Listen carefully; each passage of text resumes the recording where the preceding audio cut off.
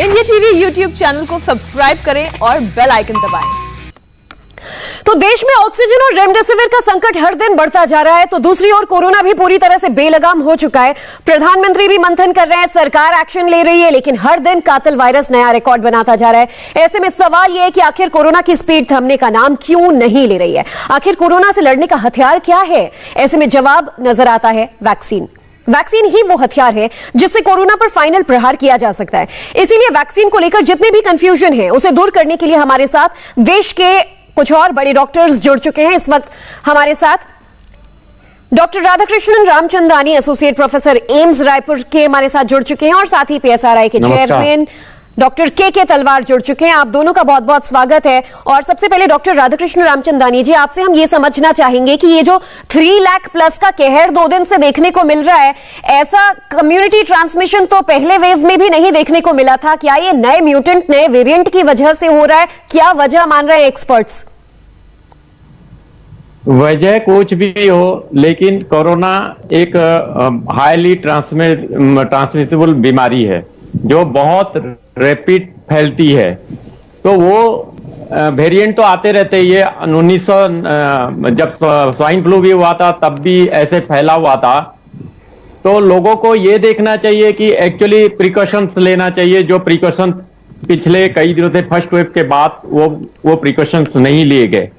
तो कोरोना क्योंकि viral disease है, उसका कोई डेफिनेट दवाई नहीं है, सिम्टोमेटिक ट्रीटमेंट है। ऊपर से हमारी तैयारियां उस तरह नहीं है, बीच में हम लोग लापरवाह हो गए, तो उस अफरा तफरी से एक डर का माहौल बन गया। जिस डर के माहौल में जिनको हॉस्पिटल एडमिशन नहीं होना चाहिए वो लोग एडमिशन हो रहे हैं।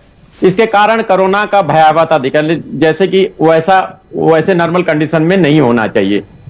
तो लोग एक अफरा तफरी के माहौल में, उनको लग रहा है रेमडेसिविर इसका ट्रीटमेंट है, जब कभी लगता है ऑक्सीजन नहीं मिलेगा, कभी लगता है हॉस्पिटल में बेड नहीं मिलेगा। ये एक ज्यादा है, क्योंकि वायरल डिजीज चाहे उसका स्ट्रेन बदले चाहे ना बदले, लेकिन ये एक समय के बाद छूट ही जाएगा।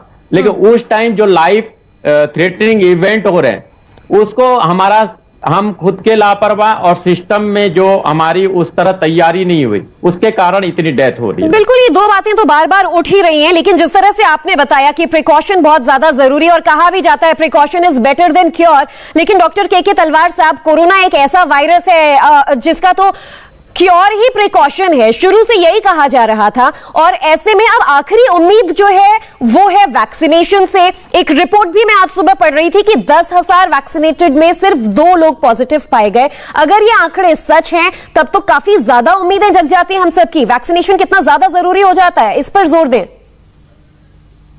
देखिए, वैक्सीनेशन बहुत बहुत वाइटल है। जैसे आपने कहा, ये बड़ा वेपन है हमारे पास। आप देखिए, इजराइल में उन्होंने अपनी सारी पॉपुलेशन को वैक्सीनेट कर दिया, वहां ये ऑलमोस्ट खत्म हो गई है बीमारी। यूके का, यूएसए का large population has been vaccinated, तो वहां पे जो इतना सर्ज हो रहा था वो बिल्कुल कम हो गया है। तो वैक्सीनेशन जो है भी नीड, हमें बड़ी अग्रेसिवली, जो जिनको ड्यू है, जो एलिजिबल हैं, तो उनको जल्दी से जल्दी वैक्सीनेट करना चाहिए। बिकॉज वैक्सीनेट करने के बाद भी पहला इंजेक्शन है, फिर दूसरा इंजेक्शन है, उसके बाद भी थोड़ा 2 हफ्ते के बाद ही प्रॉपर इम्यूनिटी बॉडी में आती है। सो ये 2-3 महीने लग जाएंगे, पर हम जितनी जल्दी एग्रेसिवली इसको परस्यू करेंगे, आई एम श्योर उतनी जल्दी हम इस वायरस को कंट्रोल कर सकते हैं। बिकॉज जैसे आपने कहा कि ये जो इतना स्प्रेड हो रहा है, जैसे पिछले कुछ 2 हफ्ते से तो ऐसे लग रहा है इतना अग्रेसिव वायरस हो गया है। मेरे को सच्ची बात है, लग रहा है कि कोई म्यूटेशन है ये। बिकॉज पहले भी हमने इस वायरस की वेव देखी है जो ओरिजिनल वायरस था, पर ये, मैं थोड़ा पंजाब गवर्नमेंट के साथ, मैं वहां के रिस्पांस ग्रुप का भी चेयरमैन हूँ, तो what we do, we saw in March, तभी हमने इसका जो एक वेरिएंट स्टडी करा के देखा, जीनोमिक स्टडीज, तो वहां पे आया कि 80% से ज्यादा यूके वेरिएंट थे, और UK variant was known to be more contagious than the original virus.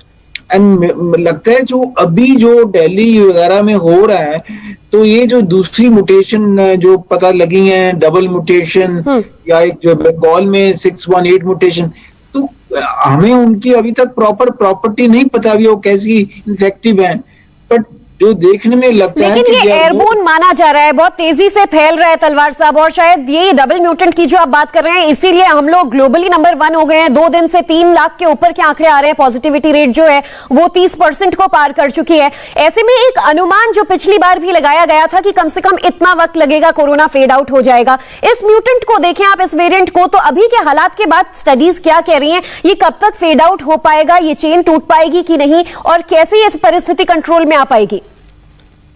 देखिए, एक तो जैसे आपने भी कहा, वैक्सीनेशन इज वन, बिकॉज जो भी वेरिएंट अभी तक आए हैं तो डाटा यही शो करता है जो अवेलेबल वैक्सीन है वो इफेक्टिव है। तो vaccination is the main thing.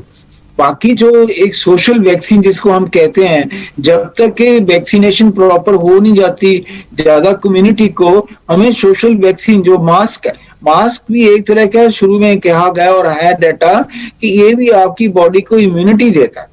मतलब अगर किसी को इन्फेक्शन होती भी है तो थोड़ी होती है, तो मास्क पहनना जब तक हम इस चीज को, बाकी ऐसे देखिए कोई दवाई इसकी ऐसी कोई प्रूफ नहीं हुई जो कि कहें कि ये दवाई ले लीजिए और आप इससे वायरस से ठीक हो जाएंगे।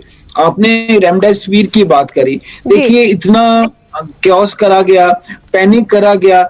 अब रेमडेसिविर का कोई ऐसा एविडेंस नहीं साइंटिफिक लिटरेचर में जो कहे कि रेमडेसिविर एक किसी को सीरियसनेस से बचाती है या डेथ को कम करती है, कोई ऐसा नहीं है। बिना बात के लोग बेचारे कितने कंफ्यूज हुए, लाइनें लगी दुकानों के, ब्लैक, तो जो दवाई का फायदा भी नहीं है। कहीं ना कहीं स्टॉकिंग हो रही है, लोगों में पैनिक का सिचुएशन है, और ऐसे में इस पैनिक को कैसे दूर किया जाए, लोगों को कैसे आश्वासन दिया जाए? आप बहरहाल ये कह रहे थे कि मास्किंग जरूरी है, इनफैक्ट अब तो डबल मास्किंग पर जोर दिया जाने लगा है। डॉक्टर राधाकृष्णन जी, आपसे भी यही समझना चाहेंगे कि लगभग 12 करोड़ तक की जनता जो है, आबादी, वो वैक्सीनेटेड हो चुकी है और उनमें जो ये रेट है कोविड का वो बहुत कम पाया गया है। अब 1 मई तक का इंतजार है, जिसके बाद जो यूथ हैं जिनमें सबसे ज्यादा इस बार देखा गया कि वायरस फैल रहा है, उनको वैक्सीन लग पाएगी। आप लोगों की स्टडीज क्या कह रही हैं? कब तक ज्यादातर जो पॉपुलेशन है वो वैक्सीनेटेड हो जाएगा? कब तक ये जो लहर है ये फेड आउट हो पाएगी? लोगों को एक उम्मीद की किरण की दरकार है। देखिए, ये तो 2 चीज है। एक, हमारा ऐसे एपिडेमिक में 2 टाइप का मैनेजमेंट होना चाहिए, एक शॉर्ट टर्म, एक लॉन्ग टर्म। वैक्सीन आज दिए, आज एंटीबॉडी प्रोड्यूस नहीं हो जाएगी, आज प्रोडक्शन नहीं हो, आज एंटीबॉडी और पेशेंट को इम्यूनिटी हो जाएगी, ऐसा नहीं है। क्योंकि लोगों का मिसकंसेप्शन है, फिर बोलते हैं वैक्सीन देने के बाद हमें इन्फेक्शन हो गया जी, सेकेंड डोज के बाद बोल रहे हैं 2 से 3 हफ्ते के बाद होगा।